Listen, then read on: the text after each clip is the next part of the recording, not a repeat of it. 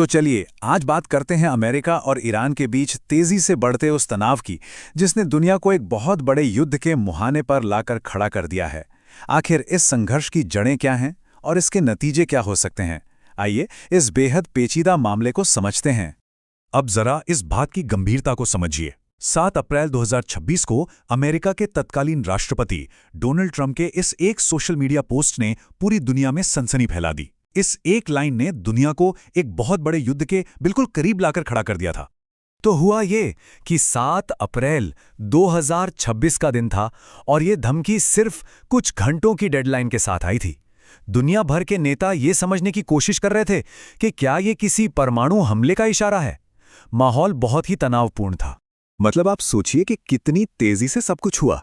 एक तरफ पूरी दुनिया पर तबाही का खतरा मंडरा रहा था और फिर कुछ ही घंटों के अंदर बिल्कुल आखिरी मिनटों में एक हैरान कर देने वाला सीज़फायर हो गया। लेकिन ये सब यहाँ तक पहुँचा कैसे? इस मोड़ तक की कहानी समझने के लिए हमें थोड़ा पीछे जाना होगा। 28 फरवरी को जब इस जंग की शुरुआत हुई थी। 50 दिन से कुछ ज्यादा के इस वक्त में इस जंग की बहुत भारी कीमत चुकानी पड़ी। 4000 से ज्यादा जानें गईं और ये सिर्फ एक नंबर नहीं है। असल में इन आंकड़ों के पीछे की कहानी और भी भयानक है। ये दिखाता है कि परिवारों और आम लोगों पर इसका कितना विनाशकारी असर हुआ। लाखों लोगों को अपने घर-बार छोड़ने पड़े, जिससे एक बहुत बड़ा मानवीय संकट खड़ा हो गया। और शायद इस जंग का सबसे डरावना पहलू था ईरान के न्यूक्लियर ठिकानों के पास बार बार हो रहे हमले।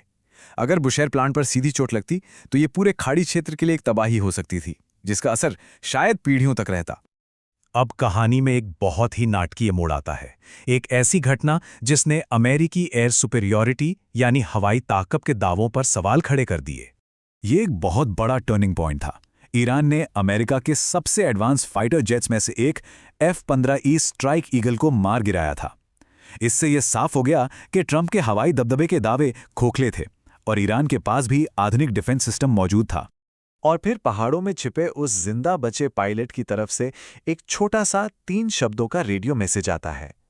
इसी एक मैसेज ने एक बहुत ही मुश्किल और जोखिम भरे रेस्क्यू ऑपरेशन की शुरुआत की।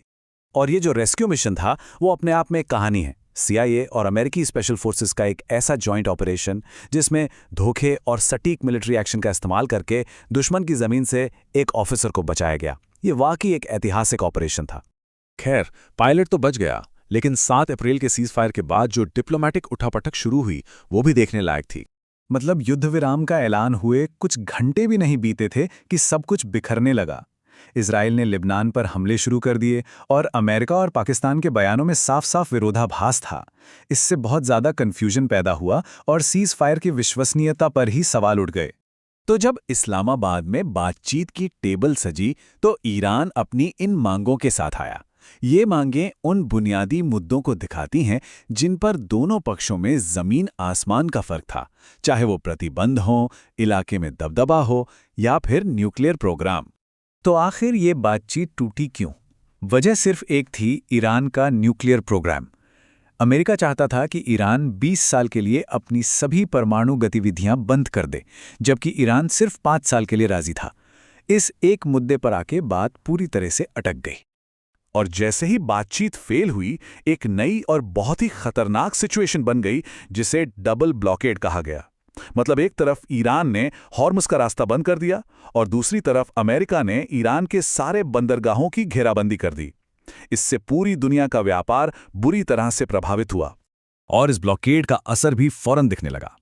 भारत जैसे देश भी सीधे सीधे इसकी चपेट में आ गए जब उनके जहाज़ों पर हॉर्मुज़ के पास से गुजरते हुए गोलीबारी की गई। तो अब आ जाते हैं आज की स्थिति पर, जो कि बेहद नाजुक और अनिश्चित बनी हुई है। मतलब आप देखिए किस तरह का कंफ्यूजन था। एक दिन रास्ता खुलता है, अगले दिन फिर बंद हो जाता है। और इन सब के बीच 22 अप्रैल की तारीख नज़दीक आ रही थी जब सीज़फायर खत्म होने वाला था। ये तारीख इस इलाके को फिर से एक बड़ी जंग में धकेल सकती थी। और इस पूरे मामले को और भी ज्यादा उलझाने के लिए 30 मार्च को इजराइल ने एक नया और बहुत ही विवादित कानून पास कर दिया। ये कानून इलाके में तनाव को और भी ज्यादा बढ़ा रहा था और इसकी दुनिया भर में आलोचना हो रही थी। इसे दुनिया के सबसे भेदभावपूर्ण कानूनों में से एक माना जा रहा है। और आखिर में हम इसी एक बड़े और अनसुलझे सवाल पर आकर रुक जाते हैं। क्या 22 अप्रैल से पहले कोई समझौता हो पाएगा, या फिर ये विनाशकारी संघर्ष एक और भी ज्यादा खतरनाक दौर में दाखिल होने वाला है, जिसके नतीजे पूरी दुनिया को भुगतने पड़ सकते हैं?